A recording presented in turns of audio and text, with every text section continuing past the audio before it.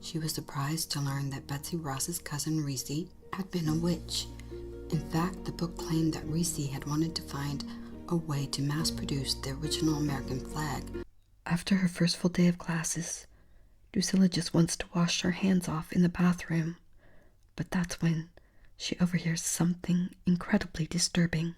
There was another odd yellow plant that she swore let out a small shriek whenever her knife blade came close to it. Yes, she definitely needed to wash her hands. She turned on the tap and lathered herself with a lavender-scented soap. That's when she heard the cry. Unlike with the yellow plant, this was loud and definite. A shiver ran the entire length of her body. The cry had sounded like a small child, and it was coming from behind the wall. The hair on the back of Drusilla's neck rose. The sound came again. Was someone trapped?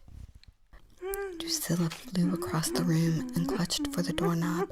Her hands were wet and the bronze object slipped from her grasp. She wiped her hand hastily on her dress and gripped the doorknob with force. This time it turned and she shot from the room. She ran down the hallway doing much wailing of her own. Once in her room, she tried to calm herself. "You are imagining things, Gobblestone." There was no sobbing, she assured.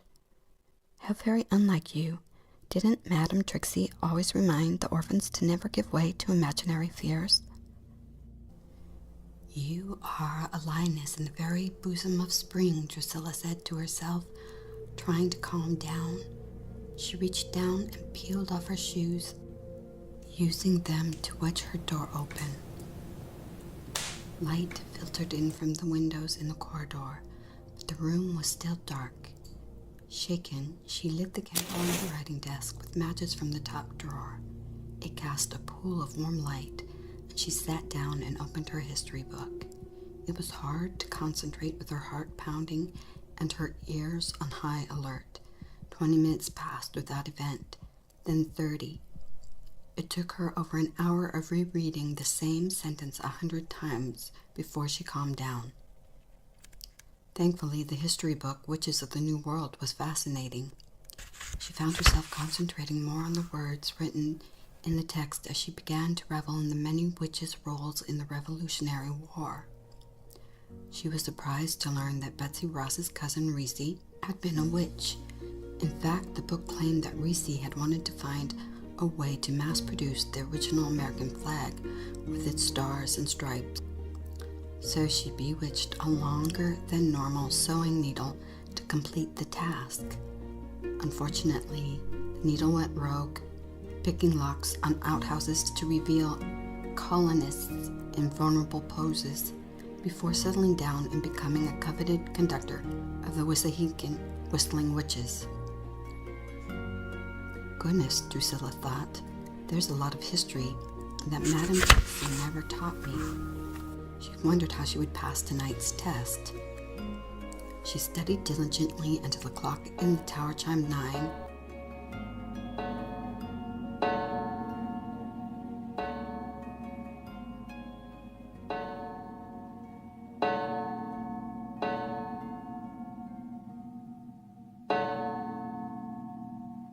Then she gathered up her things and blew out the candle on her wooden desk. For some reason, she moved quietly, as if she were afraid of startling whatever monstrous thing she had heard crying from behind the bathroom wall. Was it a monstrous thing, though? She asked herself. For it had sounded very much like a sobbing child. Although, to be fair, Miss Turner, the stoic spinster who worked for Madame Beatrix at the orphanage, would declare monsters and children to be one and the same. In this regard, she was sure Nurse Mooney would agree.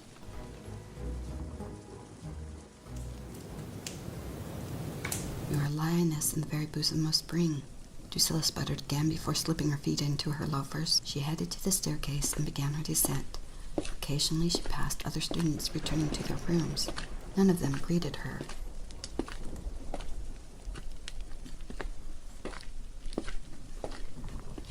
When she reached the second floor, she turned left through the carved archway. Her feet patted down a scarlet carpet that lined the center of the corridor.